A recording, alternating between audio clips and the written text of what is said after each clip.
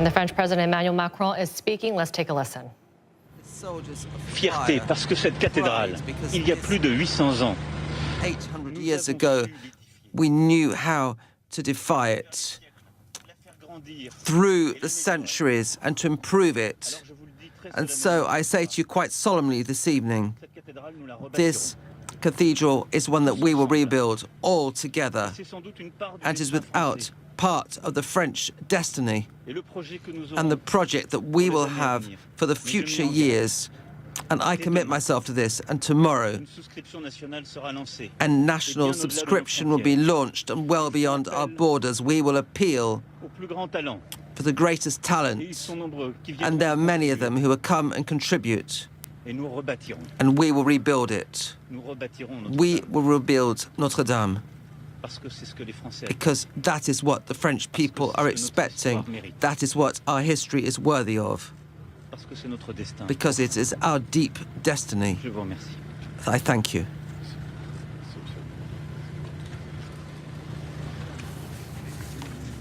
All right, you were just listening to the French President, Emmanuel Macron, who is on site in Paris city center, meters away, we believe, from the medieval Cathedral of Notre Dame, one of the most iconic monuments in the French capital. And you heard the president there. He said, we're going to rebuild this. We are going to appeal. We're going to use all the talents that we can find internationally to come back to Paris and rebuild this and make it as good as it was. And with some lyricism, Macron is known for this. He said, this is our destiny. This is the destiny of France. Yeah, you know, the good news in all of this is that we heard the French president say earlier, that the worst had been avoided regarding the Notre Dame Cathedral fire. In fact, the French secretary to the interior minister said that both towers of the Notre Dame Cathedral are safe. The fire, as you can see, much weaker. All you see is a faint orange glow at this point, much smaller than when we saw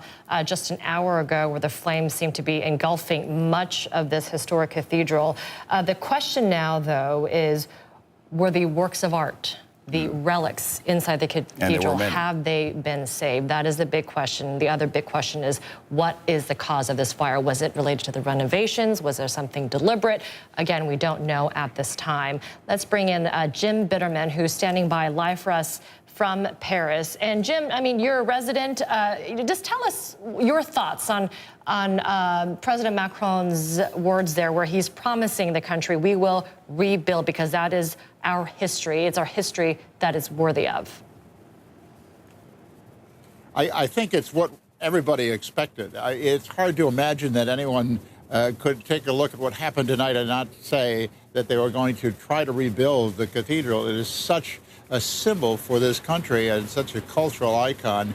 I think he said what a lot of people expected him to say. And it was interesting, that picture of him making the comment about that was he was surrounded by, in fact, some of his political opponents were around him in the background. So I think it was a show of unity as far as the country is concerned and what the intentions will be to rebuild the cathedral. It is just a sad, sad loss. It's unbelievable, and it still hasn't sunk in yet, I don't think, for a lot of people. It'll take time to realize what a major loss this is. Sure. And Jim, as we look at the pictures, certainly the situation seems much better than it was a couple hours ago, shortly after the fire started, but we have to assume that the firefighting is going to continue throughout the night.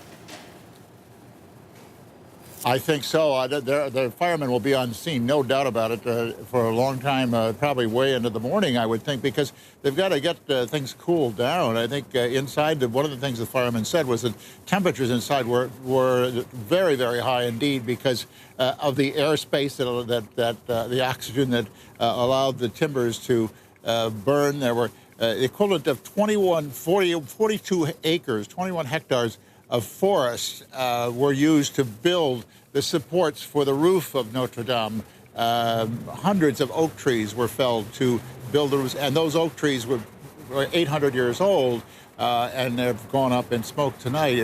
That's one of the reasons the fire burned so furiously. And so the hope that some of the things inside may have been saved It seems very remote at this point because of the heat involved inside. It would have incinerated quite a bit. As you know, Cyril, the organ in Notre Dame, famous, and had just been restored a couple of years ago. The bells, among the bells, there was a ceremony in 2013 to re-inaugurate 9 of the bells of Notre Dame.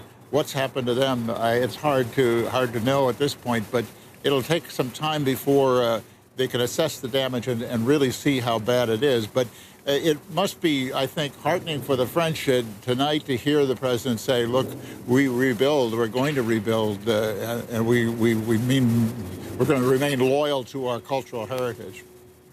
Jim Bitterman, appreciate that. Let's head over to Melissa Bell, who's on the ground there. She's been there for the last few hours as huge crowds have been gathering, gasping as they've been watching the flames over Notre Dame. But also that scene has turned into one of really a vigil, prayer and hymns. You can hear those hymns right now behind Melissa Bell.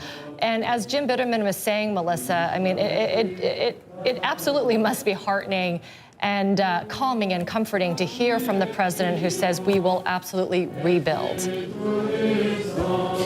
It is, Amber. We're also hearing more from Paris prosecutor's office saying that they now believe that this was not a criminal act in its intent. And that's important because for the crowds who've been gathered out here these last few hours, that's clearly been the big question. What caused this fire? What caused this fire so intense and so fast as it engulfed the cathedral to begin with? And they are now saying that the investigation that they're carrying out is into an involuntary fire, one that was started, we believe now, possibly in the attic of Notre Dame, but that was involuntary in its nature. So crucially, that this is the very early stages of the investigation, a criminal act. That is one of the important questions for the crowds here tonight. But as you can see all around me, this is also a moment really just to gather. We're seeing still from where we're standing some of those flames that continue to rage in the heart of Notre Dame, still lapping up just beyond the edge of the top there. We can just see them appearing from time to time. We can also see, crucially, the flashlights of the firefighters who've managed to make their way inside the structures, who've been inspecting the damage on the outside of the edifice, in particular that iconic facade. But this really, for Parisians and the Catholics in particular who've gathered out here tonight, and it's very late here in Paris, they've been singing hymns, as you can hear around me, for several hours now, praying as well. And the important thing you sense was to gather, for those faithful, to gather around and come together on this particularly tragic evening. I have with me, Amra, Max, who's been here from the very start. Max, you're a Parisian. Tell us a little bit. You've been here from the very beginning. You're going to be here, no doubt, like so many of these people, for much of the night. Why are people here? Why are they staying?